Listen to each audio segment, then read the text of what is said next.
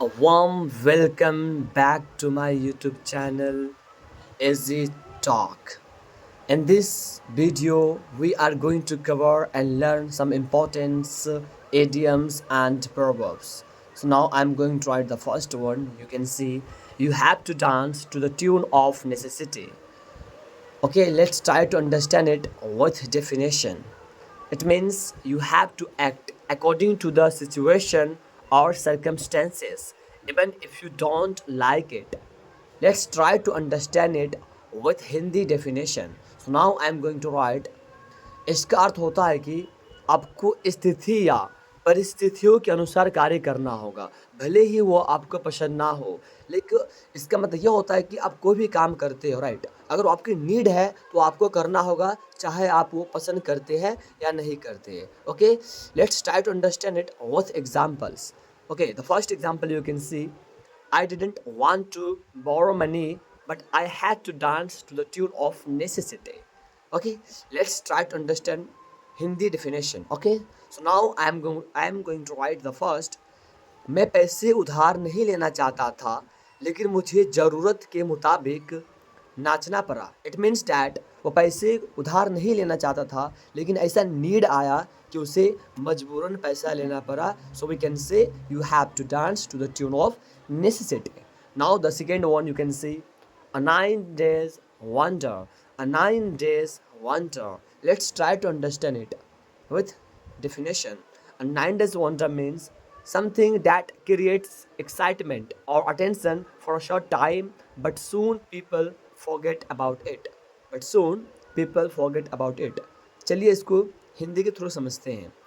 कोई ऐसी चीज़ जो थोड़े समय के लिए ही ध्यान आकर्षित करे, लेकिन जल्द ही लोग उसे भूल जाए। लाइक कि ऐसी चीज़ का बात कर रहा है कि कोई चीज़ नया नया बोलते हैं ना, 4 दिन की चांदनी फिर अंधेरी रात, वही कहावत है। ओके, चलिए इसको एग्जाम्पल के थ्रू बेहतरीन से समझते हैं। So now I am going to write the examples. You can see the new app was just a 9 days wonder.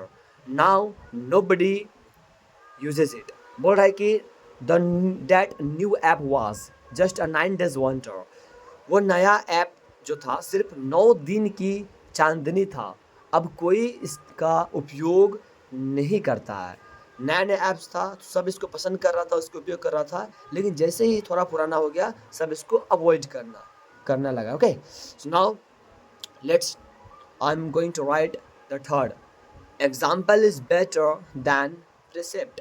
Example is better than precept means showing by action is better than giving instructions or advice. Okay, let's try to understand it with Hindi definition. So now you can see the Hindi definition. उदाहरण, कर्म उपदेश से बेहतर है। मतलब किसी को सिखाने के लिए बातें करने से अच्छा है कि आप खुद उसका उदाहरण बने। आप किसी को कोई चीज़ बता रहे हैं, राइट, तो बताने से अच्छा है कि आप वो करके दिखाएं।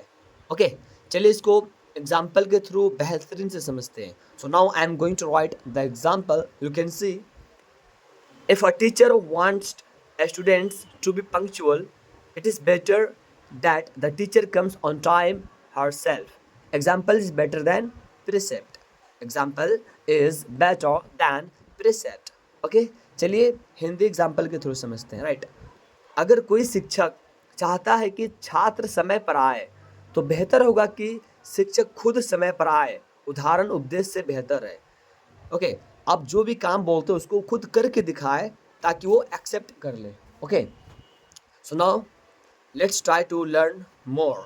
सो now I am going to write the fourth one. As you can see, it takes two to make a quarrel.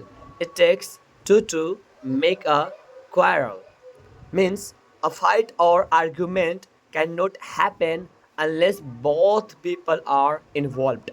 A fight or argument cannot happen unless both people are involved. Okay, so means जब तक दोनों लोग यानी दोनों पक्ष के लोग इसमें शामिल ना हो, तब तक कोई झगड़ा या बहस नहीं हो सकती। इसका मतलब ये हुआ कि अगर कोई लाइक लड़ाई फाइट कर रहा है, तो इसमें किसी पर्टिकुलर एक पर्सन की नहीं होती है, दोनों पर्सन की जो है ना इन्वॉल्वमेंट होती है। ओके, चलिए इसको एग्जाम्पल के थ्रू क्लियर करते हैं. Don't blame only him, for the argument it takes to make a quarrel. Don't blame only him for the argument it takes to make a quarrel. It means that सिर्फ उसे दोष मत दो, झगड़े के लिए, झगड़ा करने के लिए दोनों का होना जरूरी है, राइट। अगर आप कोई झगड़ा करता है तो उसमें किसी पर्टिकुलर एक पर्सन की तो रोल नहीं होगा, दोनों का रोल होगा, ओके। तो किसी हमें एक पर्टिकुलर पर्सन को ब्लेम नहीं करना चाहिए। Now the last one you can see the pot is calling the kettle black. इसको हम लोग सीधे बोल सकते हैं the pot calling the kettle black. The pot calling the kettle black means criticizing someone for a fault that you yourself have. Okay, let's try to understand it with Hindi definition. The pot calling the kettle black. Above you can see ऊपर मैं लिखा हूँ the pot is calling, but better अभी like जो speaker net पे speaker होते हैं the pot calling ज़्यादा बोलते हैं, ओके।